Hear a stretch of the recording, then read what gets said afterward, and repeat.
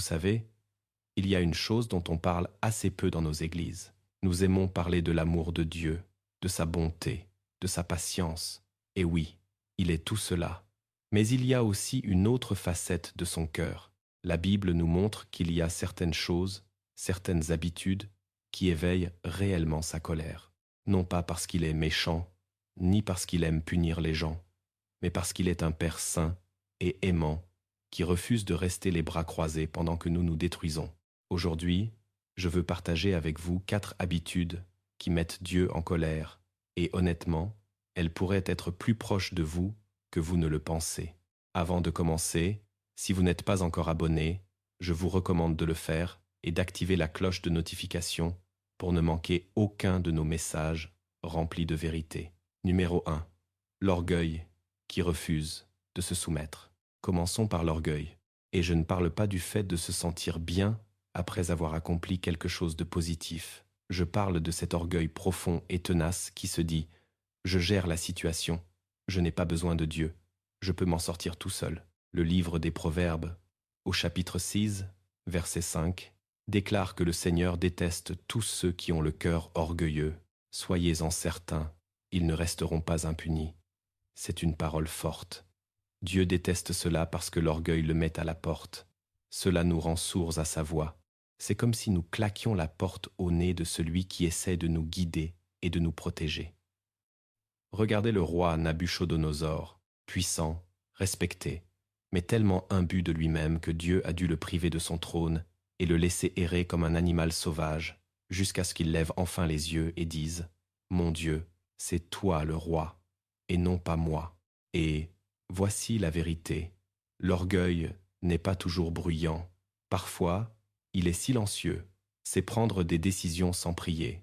C'est ignorer ce petit murmure dans votre cœur.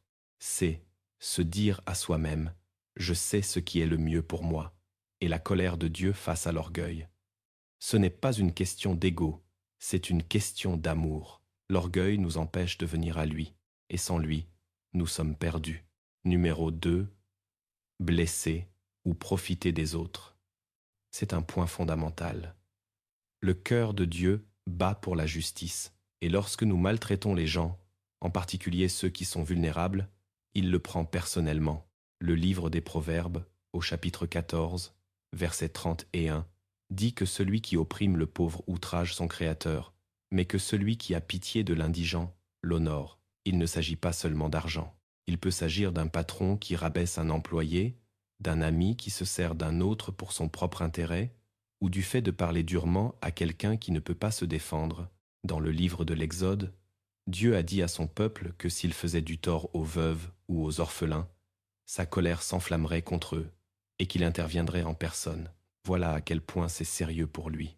Lorsque nous faisons du mal à une personne qu'il a créée, nous nous opposons à son cœur et à sa colère dans ce moment précis.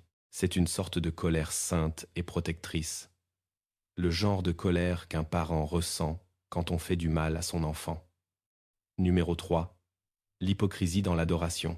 Il est très facile de glisser dans ce travers. Le livre d'Ésaïe, au chapitre 29, verset 13, déclare que ce peuple s'approche de moi avec sa bouche et m'honore de ses lèvres, mais que son cœur est éloigné de moi.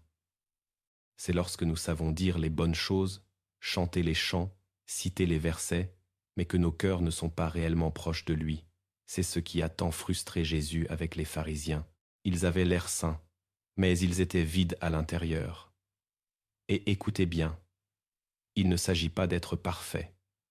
Nous avons tous des jours où nous ne ressentons rien, mais Dieu désire l'honnêteté plus que la performance.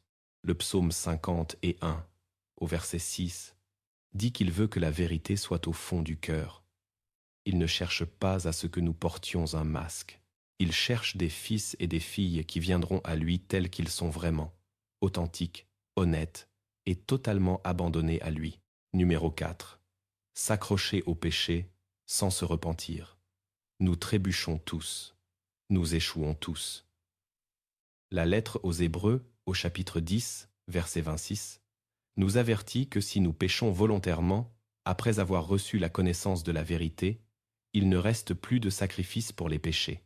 Quand nous savons que quelque chose est mal, quand l'Esprit de Dieu nous a convaincus, mais que nous continuons de faire ce choix, nous disons en fait, « Mon Dieu, je t'entends, mais je choisis ma propre voie. » Ce n'est plus de la faiblesse, c'est de la rébellion.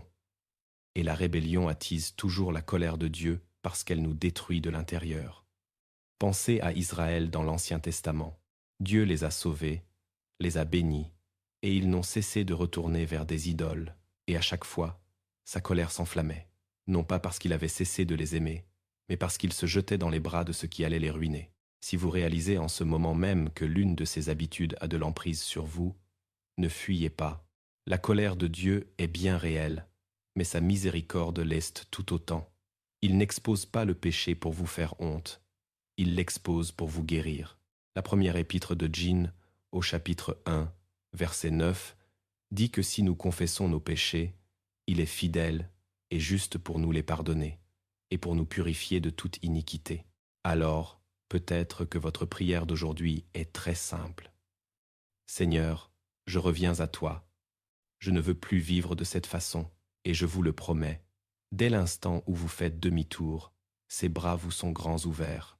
Si ce message vous a touché, écrivez « Seigneur, je reviens à toi » dans les commentaires, non pas pour moi, mais comme une déclaration que vous le choisissez aujourd'hui.